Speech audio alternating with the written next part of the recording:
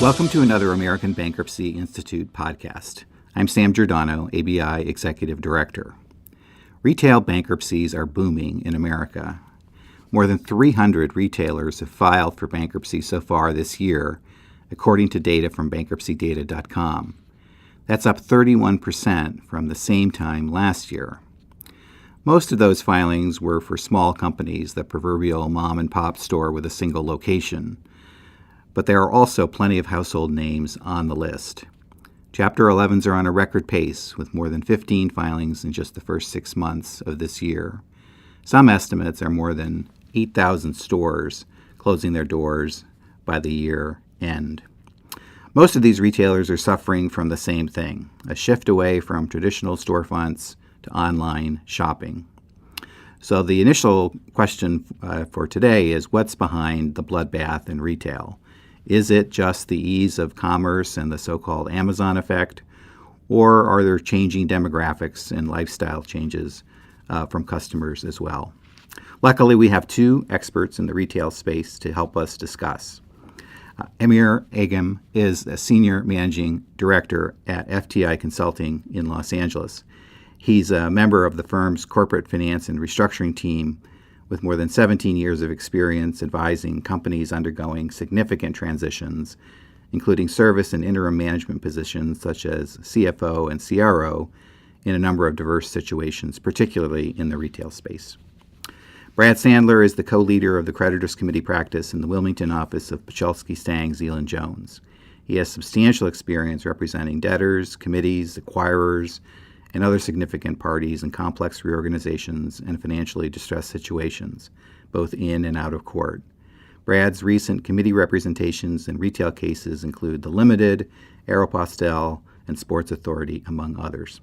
So welcome to you both, and thanks for joining us today on ABI Podcasts. Thanks, Sam. It's a pleasure to be here. Well, let's go back to my first kind of thought here about, from your perspective as people who are brought in often perhaps too late in the game to try to save a retail situation.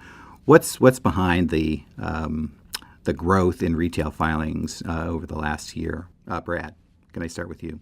Sure, absolutely. And again, thanks for having me today, Sam. I appreciate it. So, the retail environment, first of all, it's really been challenging. I think you can go back to the Great Recession, right? Where it started with decreased disposable income, and then that was immediately followed, actually simultaneously and immediately followed by, I think, structural changes in the industry arising really, I think, from changes in technology and changes in consumer behavior. On top of all of this, certainly over the last, 5 to 10 years, many retailers ended up being owned by private equity firms that had placed substantial debt on the retailers. And, without getting into, the kind of the philosophical debate whether, that's good or bad, the reality is between all of these factors that I mentioned, it's created the perfect storm. As I think you noticed or mentioned, there's been a bunch of bankruptcies, retail bankruptcies that have filed this year. Certainly some of the more, recognized names are BCBG, Payless, Gymboree, Rue 21, True Religion, Toys R Us, et cetera. And then you have a whole bunch that are either stressed or distressed. Claire's, 99-cent stores, Nine West, J. Crew, et cetera. A lot of people will point to Amazon as being the prime disruptor, and certainly Amazon is a disruptor, but I think the story is much, much bigger than that. Online shopping has changed with easy return policies. That's made it essentially risk-free for consumers to go out and buy certainly apparel, and there's less of a need for them to, and perhaps even a desire, to go to the bricks and mortar stores. Mobile shopping has made it easier. Consumers now are looking for an experience. Their priorities have changed. They're they're shifting away from apparel to, certainly the millennials buying electronics and frankly other experiential type activities, including as simple as just going out to restaurants. And then, the last thing that I mentioned is the tremendous amount of debt, which I think we'll probably get into a little bit more as we talk. But you look at, for example, Payless that went into bankruptcy with $850 million of debt. $350 million was because of a dividend recap. Toys R Us, has a whopping $5.2 or $5.3 billion that came from an LBO. These companies certainly aren't unique. Wet Seal, BCBG, Gymboree, True Religion, they all arise the same way. And, this has also created a challenge for these retailers that are by nature in a cyclical industry, and they haven't been able to invest in CapEx. They haven't been able to, for many of them, build a sufficient online platform. And more importantly, they don't have the liquidity to, weather the structural changes that are occurring right now in the retail industry. And I think that's created the perfect storm. Right. Amir, do you see it that way too? You're almost a millennial, by the way. So, I mean, I think I've got a little distance between them and me. But look, I think generally, Brad's hitting a lot of the key themes. We all see this, right, in our lives. I came home a couple of weeks ago, and my 6-year-old explained to me that he had spent all of his accumulated life savings, which was about $20 on walkie-talkies. And he said he bought the ones on Amazon after looking, around because they were less expensive and better qualities than all his other options. And I think, we see it. Sam mentioned the ordering of clothes, right? I've seen that in my household too. It's very easy to order clothes online. If you want to return them, they give you a label to send it back. People shop in just a fundamentally different way, and that's going to probably continue to accelerate. 20 years from now, when my son has more than $20 to spend, his shopping habits are probably going to be radically different than what ours were like when we were his age, and they'll continue to evolve, maybe in ways that we can't entirely predict. So, you have these micro type of things that you can see that then add up to these big trends. And again, there's nothing really shocking about this, but we've all seen that even in a kind of recovering, strong environment, in-store sales on a macro level grown at a low rate, while the online sales growth is in the middle of the teens. And I think we're approaching something like $400 billion in online sales overall. And that's, created big changes that make it hard. I do think the core of it starts there. It starts with Amazon, which represents a significant portion of that online sales and has a lot of ability to invest and explore different avenues to grow, including the recent purchase of Whole Foods. Right. And that's changed the model. Then you got to look at, some sectors that we've seen are more vulnerable to this: apparel, sporting goods, and just overall, I think what it's resulted is in a change in the view of how retailers can perform, and that kind of recalibrates what cash flow you think they can generate and how much debt they can, they can support and their values, even for the non-distressed retailers. I think it's affected how they're valued and seen. Is that one of the differences from, say, prior periods of high retail bankruptcies, even say, 20 years ago, where, they're Federated and Kmart and Caldor. Is it the difference being the explosion in the technology and the online experience? Yeah, I think so, and I think it creates uncertainty. I mean, and Brad touched on this as well. Consumers are looking for something a little different, a little more experiential. They're more capable of going to different options for their purchasing. And I think there's a lot of uncertainty about where it's going when you talk to people in the market saying, well, look, what is a safe retail investment? Where do you, where can you rely on the companies to hold their ground? And that creates a very different environment where, you can't just identify your poor performing stores or reject those leases. And if it was just a debt issue, you could solve that much more easily, right, by fixing the capital structure in court, out of court. But when you have a fundamental shift in the business of this magnitude, then I think it's much more difficult to figure out what you do. And I think that's one of the reasons, in addition to bankruptcies, we've seen a lot of liquidations and Chapter 22s. People have gone in and then come out and gone in again. And I think if people are having a hard time, understanding and getting comfortable with who will be the survivors and the ones that succeed in this environment. Right. Brad, let's drill down on that a little bit. Amir just mentioned the rise in liquidation. So cases today tend to be fast sales under Section 363 or liquidations. I think since 2006, almost half the retail 11s have ended up in liquidations, which is a much higher percentage than the non-retail space. So if you had to assess from your experience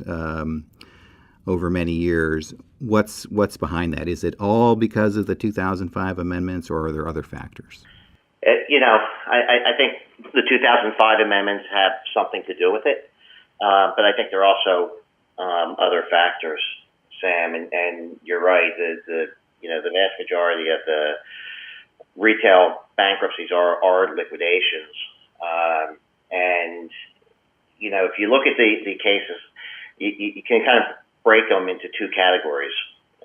The cases that go in with some type of prearranged transaction between the lender group and the debtors usually come out as a reorganization, and most of those transactions that we've seen certainly recently have involved a substantial delevering of the business. I'll also note that those businesses tend to have strong brands and be fundamentally sound businesses. A lot of the other retailers that we've seen liquidate, they were not necessarily the leaders in their niche area, or they did not have a prearranged case, and so they ended up really spiraling down and liquidating. And I'll say probably one of the leading factors is that since 2005, of course, the amendment involving 365D4 has imposed a statutory deadline of 210 days for a debtor to reject their leases. And ABLs over the years have gotten, I think, more conservative, and they want to get out of Dodge as fast as possible. And what they generally do is they kind of count backwards from the 210-day deadline, and they want to make sure that they have say 60, 90 days to do their liquidation, so that they don't come up against that deadline. Obviously, there are other factors that drive the timing of a bankruptcy. It may be the holiday season, back to school. There may be other issues like the administrative burden or liquidity and whatnot that'll affect that timeline. But I think it was the confluence of the change in the ABL's kind of philosophy about cases and the amendment to 365. I think that's really the two driving factors that have created fast liquidations in retail if there's not some type of pre-negotiated arrangement. So, Amir, when you come in as a financial advisor, hopefully sooner rather than later, and we can talk about debtors' tendency to delay the important decisions that they need to make here. What is your goal? Is it to do kind of a balance sheet cleanup, or are you trying to fundamentally fix the brand or the business as a going concern, or does it have to be both? I think it does somewhat have to be both. I mean, fundamentally, obviously, if the balance sheet needs to be cleaned up, it needs to be cleaned up, and there's tools for that. And I'd include in that sort of the off-balance sheet, the leases, the operating leases the company has. But fundamentally, when you think about it as a financial advisor, what you need to be doing is helping the company build value. Obviously, it's complicated, and you need to be mindful of the different stakeholders and duties that the company has responsibility to. But usually the right thing is to do the things that will increase the value of the business. And that means generally fundamentally fixing it in a way that, will increase the future performance, future cash flows in the long term. Now, it doesn't always mean that way, because as Brad mentioned, that, a number of these have gone into liquidation. And just to sort of circle back to your prior question, because I do think that the amendments for the BAPCPA have pushed towards quicker cases. Brad's, I think, on point. I think there's generally been a trend over the years to faster cases and pre-negotiating deals and people not wanting to stay in Chapter 11 because of the cost and the reputational issues for very long. And I think he's exactly on point that the combination of the 200-day, 10-day limit and the ABL lenders' concern about starting going out of business sales in time to effectively liquidate the inventory have really created, a sort of 100-day window to figure out what you're going to do. I'm not sure if that results in the additional liquidations. And I hat tip to my colleague John Yazzo, who's done a lot of research for us on this, because I think fundamentally it comes down to the value. What is the value of this business as a going concern? What can you get it to be for people to believe that the future cash flows will be, and how much is that worth? And the hard part is that people have also gotten very good at extracting value out of the liquidation processes. The sales are run. There's professionals that can run the sales very well. The process is fast. The limit costs, and they tend to know what they'll get, and so they can bid up the liquidation value of your everything that's in your stores. And you've got to contrast that to an environment where the future cash flow situation can be difficult because you've got pressures from increasing competition amongst other retailers fighting for the same dollars that the online retailers are fighting for. So I think fundamentally, I think we found there hasn't been that much of a difference in how many retailers liquidate as a percentage before the BAPCPA and after. But these pressures and the fact that you've got liquidation values competing against a very difficult operating environment really make it critical to get an operating fix that can establish that there's real value in the business in order for it to get going. Because if it was just balance sheet, it would be accomplished, and they'd find a way to. In most cases, they'd probably find a way to get that going concern value. How about the relative leverage or bargaining power, if you will, between suppliers to a retailer, the companies that are providing the inventory that is valuable, and a retailer that's in trouble? How has that affected when the case is filed, and particularly as you're going into if you're a retailer and you're going into a holiday season, it's very important that you obviously have sufficient inventory, but there may be vendors who aren't getting paid. Yeah, trade credit support is critical. That's also, I think you're right, that's something that's pushed the cases to get resolved faster and to move faster. The interesting thing, a lot of the retailers I look at, they don't have some of the traditional breaks, in that a lot of the maturities still have a few years to go on the formal debt, and the covenants often aren't very restrictive. But on the flip side, losing the support of the trade vendor community that services them can lead to a death spiral type of situation. So that's something that companies manage very closely. And I think we've seen situations where unable to keep that support as the terms suddenly tighten into what's already not a great liquidity situation, and essentially forces a filing to happen maybe without full preparation or faster than they would have liked. So how do you convince those trade vendors that the the future is going to be better than the past for them. You come in, you're in a distressed situation. They maybe want to pull the plug. They maybe want to get whatever they can out of a fast 100-day sale, like you said. But your goal is to keep the thing going. How do you persuade them that the next season is going to turn it around?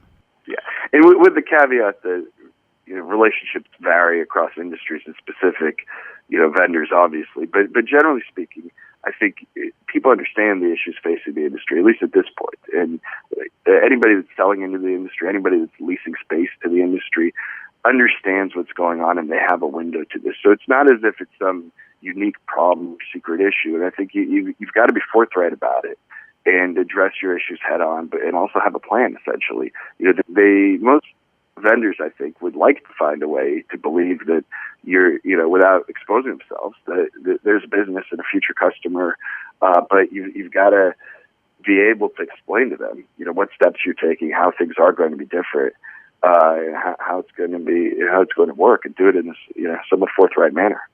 Good.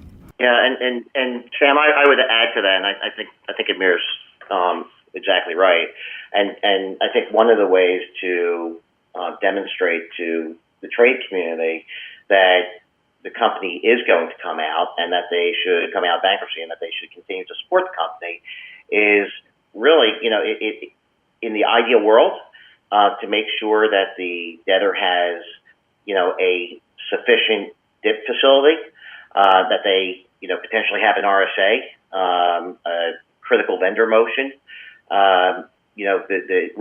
Those three things together show the vendor community that there's money to get paid during the bankruptcy, and with an RSA, it sends the signal that the company is going to continue as a going concern and come out of bankruptcy.